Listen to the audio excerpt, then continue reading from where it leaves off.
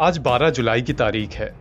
2020 की 12 जुलाई ही थी जब राजस्थान के बड़े कांग्रेस नेताओं में शुमार और उस वक्त के राजस्थान के डिप्टी सीएम सचिन पायलट मुख्यमंत्री अशोक गहलोत के खिलाफ बगावत करते हुए 19 विधायकों को लेकर गुड़गांव के एक होटल में ठहर गए थे।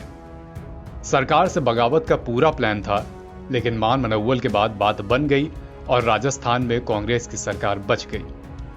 इस घटना के 2 साल बाद भी अशोक गहलोत और सचिन पायलट के बीच संबंध अच्छे नहीं हो पाए हैं।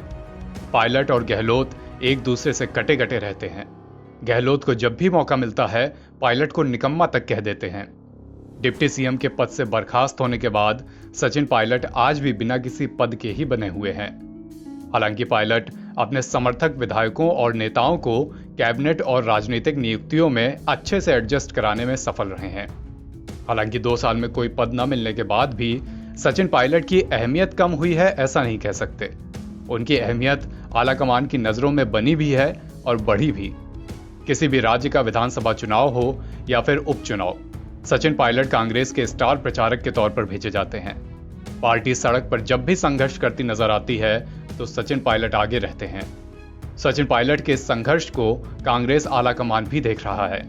हाल ही में राहुल गांधी ने पायलट के धैर्य की तारीफ की थी। इसके बावजूद पायलट को अपने इस धैर्य का सियासी सबब मिलना अभी बाकी है। यह सियासी लाभ उन्हें कब मिलेगा? 2 साल बाद भी राजस्थान की राजनीति में यह एक बड़ा सवाल बना हुआ है।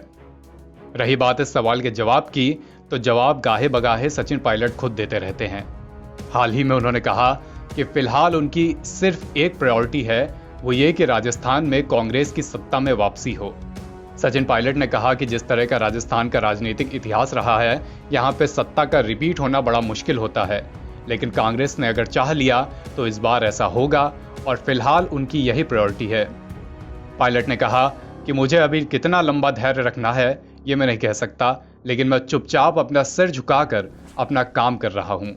पार्टी मुझे जो भी काम सौंपती है मैं सिर झुकाकर उसे पूरा करने की कोशिश करता हूँ।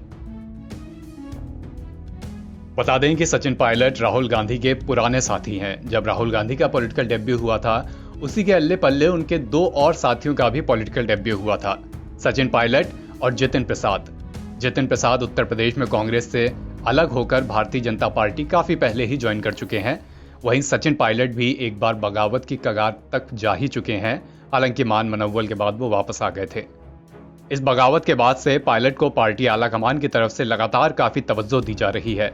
कैबिनेट फेरबदल में भी पायलट के विधायकों को मंत्रिमंडल में जगह दी गई, लेकिन पायलट के सामने राजस्थान में है अशोक गहलोत, जो खाटी कांग्रेसी माने जाते हैं। और इसीलिए पिछली बार जब राजस्थान में कांग्रेस ने सरकार बनाई तो सचिन पायलट पर अशोक गहलोत को प्राथमिकता देकर उन्हें मुख्यमंत्री की कुर्सी सौंपी गई। राजस्थान में जल्द ही चुनाव एक बार फिर प्रस्तावित हैं। आगे क्या होगा ये समय के गर्त में है। एनबीटी ऑनलाइन की रिपोर्ट।